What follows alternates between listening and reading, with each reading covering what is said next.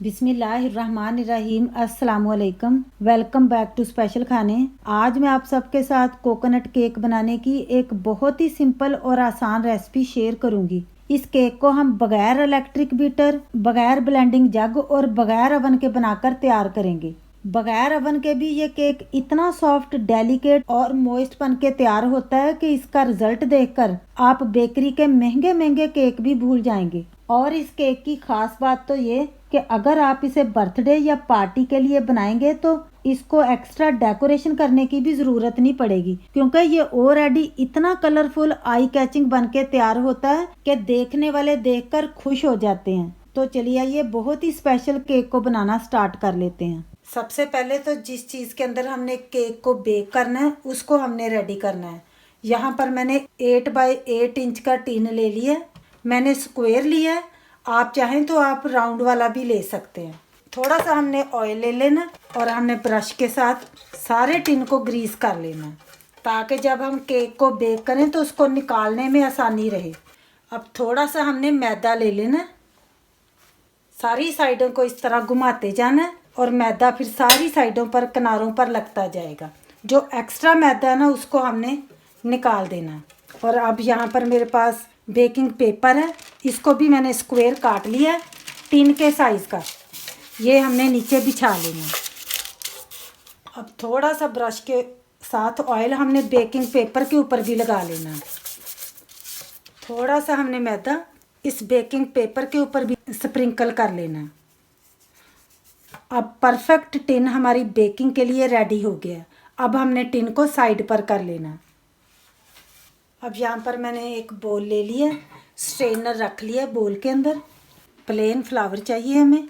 और यहाँ पर मैंने ले लिया है 1 कप मेजर करके मैदे का, प्लेन फ्लावर का। केक बनाने के लिए हमेशा मेजरमेंट जो है केक की वो परफेक्ट होनी चाहिए। यहाँ पर मैं ले रही हूँ बेकिंग पाउडर। बेकिंग पाउडर हमने ले लेना 1 टीस्पून प्लस 1/4 टीस्पून, यानी कि 1¼ टीस्पून हमने बेकिंग पाउडर लेना है। अब हम इसके अंदर शामिल कर लेंगे बेकिंग सोडा। ये मैंने ले लिया है 1/2 टीस्पून और 1/4 टीस्पून, यानी कि 1/4 टीस्पून। टोटल मिलाकर हमने बेकिंग सोडा 1/4 टीस्पून लेना है। 1 टीस्पून से थोड़ा सा कम, यानी कि 3/4 टीस्पून। अब हमने छान लेना है। छानना बहुत ज़रूरी है ताकि ज़रा सा भी कोई लम्प्स नहीं रहना चाहिए, क्योंकि हम कोकोनट वाला केक बना रहे हैं तो हमें डेसिकेटेड कोकोनट चाहिए, यानी कि नारियल का बुरादा। ये हमने ले लेना है 1/2 कप। ये जो मेरे पास कप है ये 1/2 कप वाली मेजरमेंट वाला है। ये हमने ले लेना। इसको भी हमने मैदे के अंदर ही शामिल कर लेना। अब हमने ये ड्राई इंग्रेडिएंट्स मिक्स कर लेने हैं। अब मैदा हमने रेडी कर लिया। अब इसको हमने साइड पर रख लेना है। अब यहाँ पर मैंने अनदर बोल रख लिया है, उसके अंदर मैं यहाँ पर शामिल करूँगी 1/4 कप बटर। अगर आपके पास बटर ना भी हो तो आपने मेल्ट करके रूम टेम्परेचर पर लाकर तो आपने घी ऐड कर लेना है। अगर आप स्पून में देखें तो ये बटर 5 टेबल स्पून है। और बटर के अंदर मैं शामिल कर रही हूँ 5 ही टेबल स्पून कुकिंग ऑयल के। अब मैं शामिल करूँगी शुगर। मेरे पास बारीक शुगर है। अगर आपके पास मोटी शुगर है तो आपने मिक्सी जार में डालकर उसको थोड़ा सा बारीक कर लेना है। तो ये मैं ले रही हूँ 3/4 कप, यानी कि 1/4 कप। मेजरिंग का आपने ख़ास ख्याल रखना है। ज़रा सी भी मेजरिंग केक के मामले में कम या ज़्यादा हो गई तो सारी रेसिपी आपकी ख़राब हो जाएगी। अब मैंने हैंड बीटर ले लिया, इसके साथ हमने मिक्स कर लेना है। बटर, ऑयल और शुगर हमने अच्छे तरीके से 3 मिनट के लिए बीट करनी है। इस तरह 3 मिनट बीट करने के बाद आप यहाँ पर देख सकते हैं कलर कितना लाइट हो गया, क्रीमी टेक्सचर हो गया। बस इस पॉइंट पर अब हमने यहाँ पर शामिल कर लेना है 3/4 कप योगर्ट, यानी कि दही। ये केक नॉर्मल केक से बहुत डिफरेंट है, लेकिन इसका टेस्ट जो है वो आप एक बार खाएंगे तो भूलने नहीं पाएंगे। दही हमने रूम टेम्परेचर पर रख लेना है, पहले ही फ्रिज से निकाल कर। ठंडा फ्रिज वाला दही नहीं हमने ऐड करना। अच्छी तरह अब हमने फिर से इसको तकरीबन 2 मिनट के लिए बीट कर लेना है। अगर आपके पास इलेक्ट्रिक बीटर है और आप हाथ से नहीं बीट करना चाहते तो आप उसका इस्तेमाल कर सकते हैं, वो कोई मसला नहीं है। अब मिक्सचर बहुत जैसे लाइट वेट हो गया, क्रीमी हो गया, फोमी सा हो गया। अब यहाँ पर मैंने ले लिए हैं 2 अदद एग्स, जिनको मैंने सेपरेटली तोड़ लिया है। सबसे पहले हमने एक एग लेना है, इसको ऐड कर लेना और हमने बीट कर लेना। फर्स्ट एग जब हम अच्छे तरीके से मिक्स कर लेंगे मिक्सचर के अंदर, तभी हमने सेकंड वाला एग डालना है। अब हमने सेकंड वाला एग भी डाल लेना है। अच्छी तरह अब हमने इसको भी मिक्स कर लेना है ताकि मिक्सचर हमारा लाइट हो जाए। जितना हम यहाँ पर इसको बीट करेंगे उतना ही हमारा केक राइज होगा, उतना ही सॉफ्ट और स्पंजी बनेगा। अब हम इसके अंदर शामिल करेंगे वनीला एक्सट्रैक्ट। ये मैं ले रही हूँ 1 टीस्पून। इसको डालने से केक के अंदर जो एग की स्मेल ज़रा होती है वो भी नहीं रहती, अच्छी सी खुशबू आती है।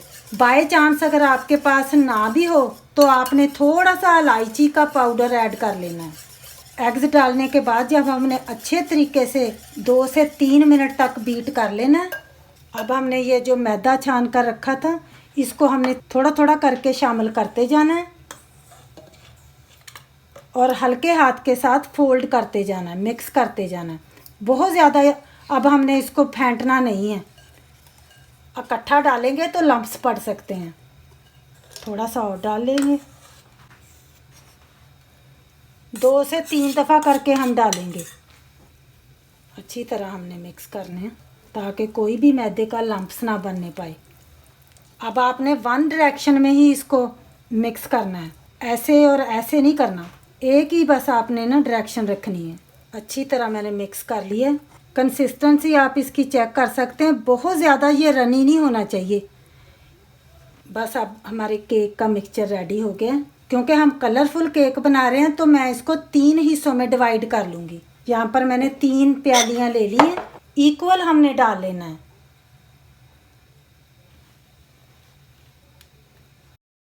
मैंने फूड कलर लिए हैं, ग्रीन, रेड और जर्दा कलर। फर्स्ट वाले में मैं रेड कलर ऐड करूँगी। मैंने पाउडर कलर लिए हैं, वही कलर जो हम मतंजन में जर्दे में डालते हैं। अच्छी तरह हमने मिक्स कर लेना। रेड कलर डाला है जो, ये इतना डालना है कि ये जो मिक्सचर केक का है ये पिंक हो जाए, बहुत ज़्यादा भी नहीं डालेंगे। अगर आपके पास लिक्विड कलर हैं या जेल कलर हैं तो आपने ले लेने हैं। इस वाले को मैं ग्रीन बना रही हूँ। कलर थोड़े से आपने ब्राइट रखने हैं क्योंकि जब ये बेक होता है ना ये थोड़े से माइल्ड हो जाते हैं। ये जो थर्ड वाला है आप इसको वाइट भी छोड़ सकते हैं, लेकिन हल्का सा मैं इसको येलो कलर दूंगी ताकि दिखने में अच्छा लगे। अब माशाल्लाह से हमारे तीनों कलर रेडी हो गए हैं। दिखने में देखें कितने प्यारे लग रहे हैं। अब हमने 1-1 टेबल स्पून के करीब केक के मिक्सचर को लेते जाना है और हमने ये जो टिन रेडी किया है ना केक के लिए, इसके अंदर हमने डालते जाना। स्पून आपने सेपरेट लेने हैं हर कलर के लिए, एक ही स्पून नहीं यूज़ करेंगे नहीं तो फिर कलर ख़राब हो जाएंगे। हम कोई पैटर्न नहीं बना रहे, सिर्फ हमने कलरों को इंडिविजुअल करना है। अब ग्रीन हम डाल लेंगे, एंड पर फिर से हमने येलो डाल लेना। अब ये जो हमने पहले येलो डाला था ना, इसके साथ अब हमने ग्रीन कर लेना और अब साथ हम ग्रीन के येलो कर लेंगे। इसी तरह हमने मिक्सचर को डालते जाना है और एक पैटर्न सा तैयार होता जाएगा।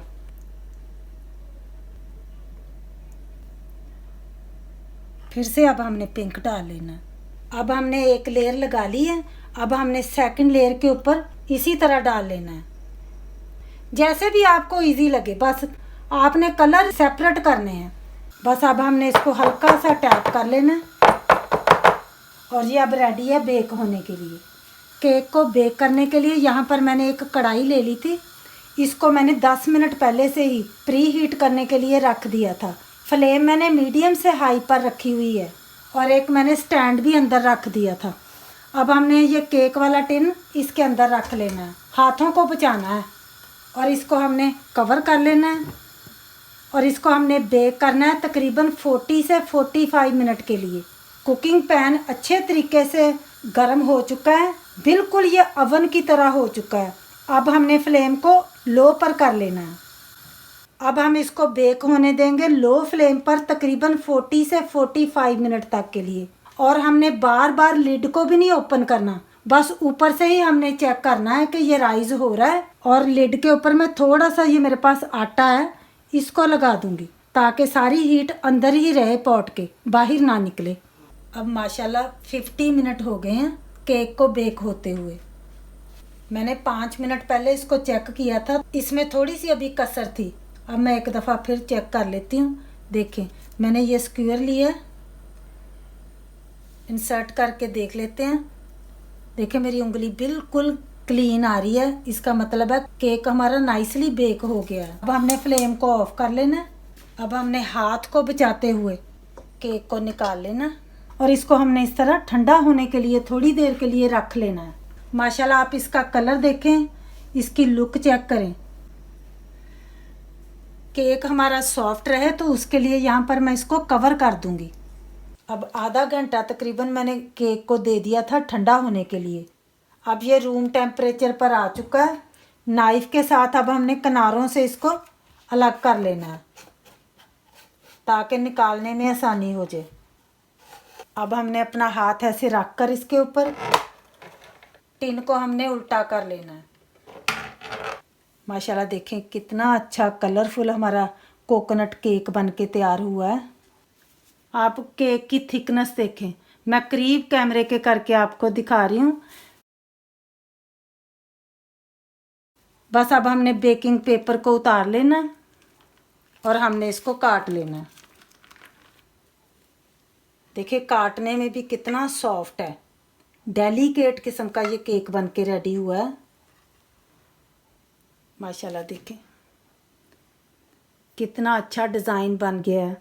हालांकि हमने कोई डिज़ाइन बनाया नहीं था, आपने अपने साइज़ के हिसाब से जैसे भी आपको पीस रखने हैं केक के, बस उस हिसाब से आपने काट लेना है। जब आप एक बार इस केक को बनाएंगे ना तो यकीन करें बनाकर आपका दिल खुश हो जाएगा। और खाने वाले तो ये गैस ही नहीं कर पाएंगे कि इस केक को आपने घर में तैयार किया है, आप इसको बेकरी से लेकर आए हैं। स्पंज देखें इसका, देखें हालांकि मैंने ये छोटा सा टुकड़ा उठाया है, देखें इसका। आप इस केक को टी टाइम के लिए भी बना सकते हैं, स्पेशल ओकेजन के लिए भी बना सकते हैं, बर्थडे पार्टी हो तो बर्थडे पर भी बना सकते हैं। जब आप इस केक को बनाएंगे ना तो फिर आपको इसको डेकोरेट करने की भी एक्स्ट्रा से ज़रूरत नहीं पड़ेगी, वो भी बचत हो जाती है। और इतना ब्यूटीफुल, इतना मॉइस्ट, इतना स्पॉन्जी केक बन के घर में रेडी हो जाता है। इस तरह का केक आपको ढूंढने से भी बेकरी से नहीं मिलेगा। आपने एक बार ज़रूर इस कोकोनट केक को ट्राई करना है, इंशाल्लाह ताला ये आपको बहुत पसंद आएगा। और इतना पसंद आएगा कि गारंटी है कि फिर आप बार बार इसको बनाने पर मजबूर हो जाएंगे। मैं आपको इसकी सॉफ्टनेस डेलिकेसी चेक करवाती हूँ। देखिए कितना माशाल्लाह सॉफ्ट बना है, कितना ये स्पंजी है। अगर आपको ये मेरी आज की केक की रेसिपी पसंद आई है तो प्लीज़ शेयर कर दीजिएगा। ज़्यादा से ज़्यादा फैमिली और फ्रेंड्स के साथ दुआओं में याद रखिएगा। फिर मिलेंगे इंशाल्लाह ताला मेरी एक बहुत ही ख़ास रेसिपी के साथ। तब तक के लिए ढेरों दुआओं के साथ अल्लाह हाफिज़।